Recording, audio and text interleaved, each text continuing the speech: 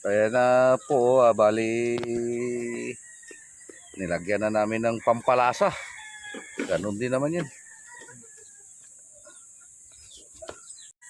Ito na, sinimula na natin yung pag-ihaw natin sa bangus. Bali mangyari ito, may dahon para hindi kaagad mag sunog yung balat niya. Pero nasunog na una yung dahon ng ano, pero okay lang yan. Ayan, ako tagabantay.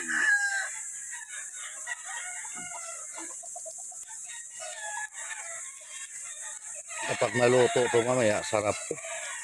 May lasa ng dahon ng saging.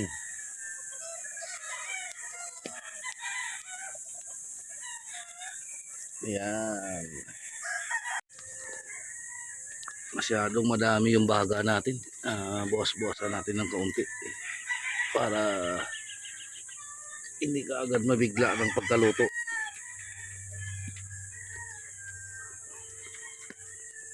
Ayan, sarap yun. Naputok-putok na. So, nagpaksyo din kami ng bangus. Ayan, kumukulo-kulo na. Malapit na tumaluto. Paksiw at saka inihaw mamaya yung ulam natin. Bangus yan, bangus Malapit na maluto. Ang bango. Ito, binaliktad na natin. Ito na ang kinakalabasan niya. May dahon pa rin yan. Pero tingnan niyo po, ang ganda ng kinalabasan. Ayan o. Ayan. Di ba? Ang suwabe.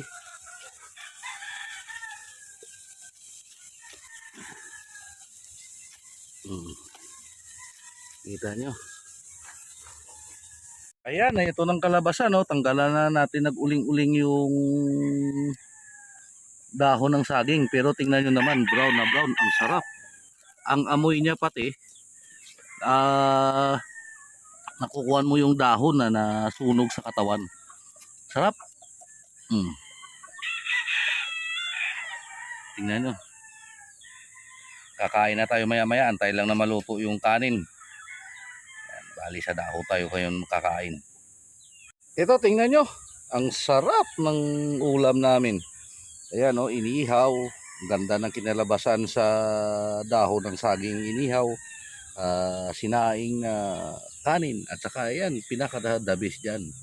Nagmamanti-mantika din ng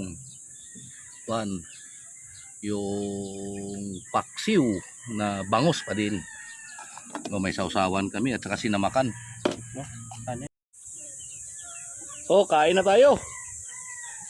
Dito ako ngayon may sausawan, saka paksiw. Kuha tayo ng paksiw. Kanin muna.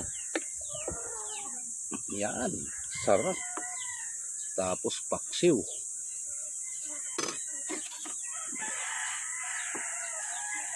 So, dito ka. So, ito, sarap. May sausawan pa na suka. Kain tayo. Kailangan pala umabot ka ng 3 minutes para may katalastas.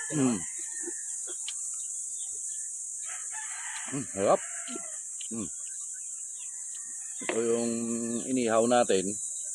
Bali, nilagyan natin kanina ng dahon ng saging. May sausawan pa. Sarap po ba? Ito nga po. Kain tayo, kain. Saray po. Init.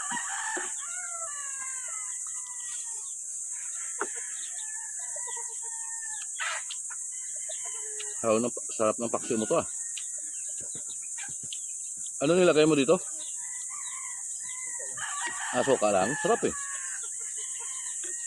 Nagmamanti-mantika eh.